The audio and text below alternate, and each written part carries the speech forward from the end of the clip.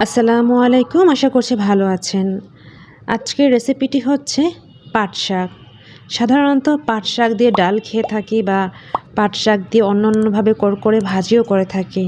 আজকে আমি খুব সিম্পল ওয়েতে খুব কম ইনগ্রিডিয়েন্টসে খুব মজাদার একটা পাট শাক ভাজি, একদম কালার সবুজ থাকবে সেভাবে টিপস সহ দেখিয়ে নেব। আশা করে নেব আপনারা সবাই খুবই এনজয় করে নেবেন আজকের রেসিপিটি। এই রেসিপিটি করতে গেলে অবশ্যই পাট শাক লাগবে। তার আগে বলে নিচ্ছি, যদি ভিডিওটি ভালো লেগে থাকে লাইক করে নেবেন, পাশের বেল আইকনে বেল বাজিয়ে অল দিয়ে রাখবেন। তো শুরু করে ফেলি আজকের রেসিপিতে কি কি লাগছে। আমি এখানে 2 আঁটি পাট শাক বেছে নিয়েছি। বাজারে কিনতে পাওয়া যায়, বড় বড় ডাঁটা সহই পাওয়া যায়, সেখান থেকে শুধু পাতাটুকু নিয়ে নিয়েছি। আর আজকের এই পাট শাকটি দুইভাবে নেওয়া, মানে তেতো এবং তেতো ছাড়া। 1 আঁটি তেতো ছিল আর 1 আঁটি তেতো ছাড়া ছিল। দুইটার কম্বিনেশনে এই শাক ভাজিটা অন্যরকম টেস্ট নিয়ে আসে। যারা একটু তেতো তেতো পছন্দ করেন তাদের কাছে খুবই ভালো লাগবে আজকের রেসিপিটি।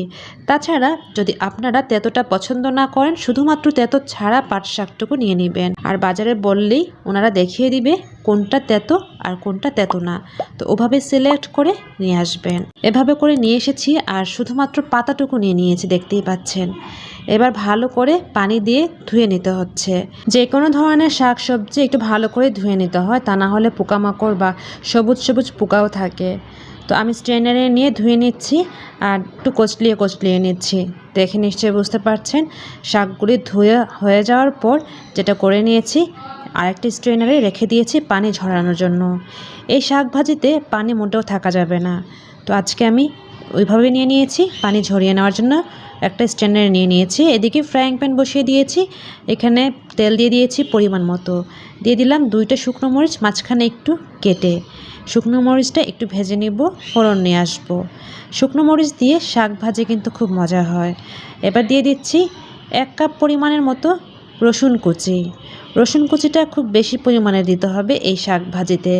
শাক ভাজিতে রসুন কুচির ফ্লেভারটা কিন্তু খুব ভালো আসে। এবং দিয়ে দিচ্ছি 1 কাপ পরিমাণের মতো পেঁয়াজ কুচি। এভাবে রসুন এবং পেঁয়াজের পরিমাণটুকু একটু বাড়িয়ে নিলে খুব টেস্ট নিয়ে আসে এই শাক ভাজিতে। ব্যাস একটু নাড়িয়ে চাড়িয়ে নিচ্ছি তেলের মধ্যে। আর যখনই দেখব অল্প একটু ব্রাউন হয়ে এসেছে, ঠিক তখনই আমি শাকটুকু দিয়ে নিব। আজকে পাট শাক ভাজি খুব সিম্পলভাবে করে দেখাচ্ছি। এই পাট শাক কিন্তু অনেকভাবে ভাজি করা যায়। কিছু কিছু পাট শাক একদম ক্রিস্পি করে ভাজা যায়, একদম মুড়মুড়ে হয়। ওটা কিন্তু গরম ভাতের সাথে খেতে খুবই ভালো লাগে। বাট ওই পাট শাকের জন্য পাতাগুলি একদম বড় সাইজের নিতে হয়। এরকম কচি পাতায় ওটা হয় না, কচি পাতা থেকে পানি ওঠে। যাই হোক, দেখতেই পেয়েছেন পেঁয়াজ রসুনগুলো একটু ব্রাউন হয়েছে।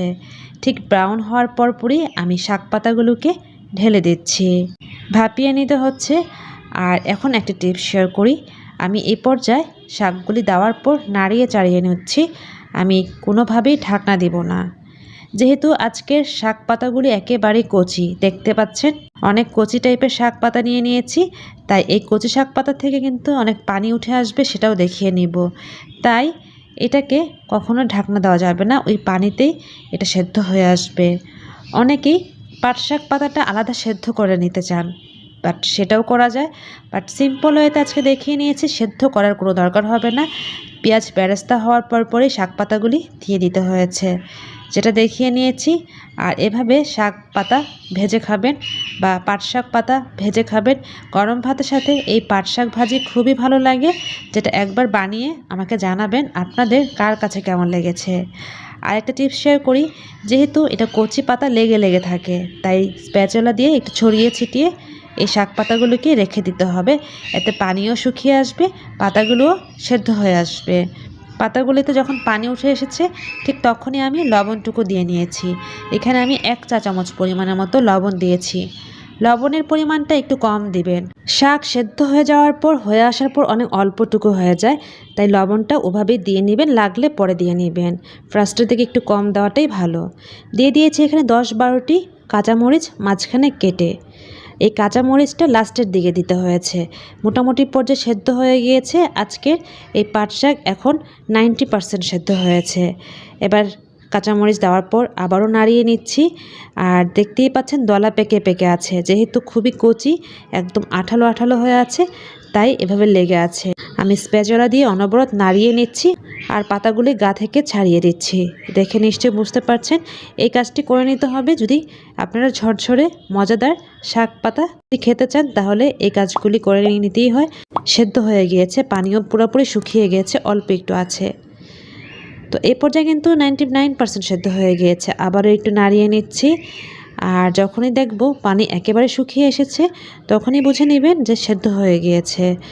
খুব সুন্দর একটা ফ্লেভার বের হচ্ছে, আর সেটা হচ্ছে শাকের ফ্লেভার সাথে রসুনের ফ্লেভার। শাক পাতাতে রসুনের ফ্লেভারটা যে কতটাই ভালো লাগে, যারা কখনো খাননি, রসুনের পরিমাণটা বেশি দিয়ে এভাবে যে কোনো ধরনের শাক ভাজি করে খাবেন, কতটা ইজি ওয়েতে দেখতেই পেয়েছেন। ব্যাস, শাক ভাজি কিন্তু আমার রেডি হয়ে গিয়েছে। আমি একটু ছড়িয়ে ছিটিয়ে স্প্যাচুলা দিয়ে নিয়ে নিচ্ছি, এতে করে আরেকটু ঝরঝরে হয়ে আসে। যেহেতু হয়ে গিয়েছে, আমি বাটিতে নিয়ে দেখাচ্ছি। দেখুন, একদম সফট হয়েছে বাট ঝরঝরে।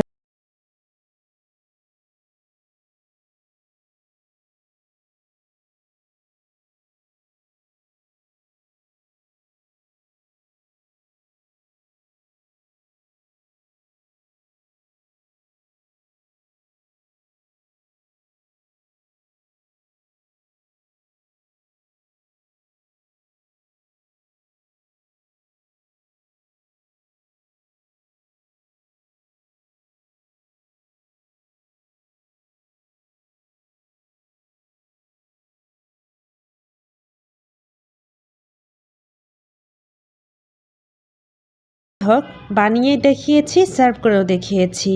বোম্বে মরিচ দিয়ে বা নাগা মরিচ দিয়ে এটা খেতে খুব ভালো লাগে। যাদের পছন্দ ট্রাই করতে পারেন, নাগা মরিচের স্মেলও ভালো লাগে। কেমন হয়েছে, কেমন লেগেছে আজকের রেসিপিটি কমেন্টের মাধ্যমে জানালে খুবই খুশি হব। আর যদি রান্না বিষয়ে কোনো টিপস অথবা কোনো কোয়েরি থাকে, সেটাও আমাকে ইনবক্স অথবা কমেন্ট সেকশনে জানিয়ে নেবেন, আমি সময় মতো রিপ্লাই দিয়ে নিব। আজ এখানেই বিদায় নিয়ে নিতে হচ্ছে। আল্লাহ সবাইকে ভালো, সুস্থ এবং নিরাপদে রাখুক। আল্লাহ হাফেজ। আসসালামু আলাইকুম। Thank you so much for watching.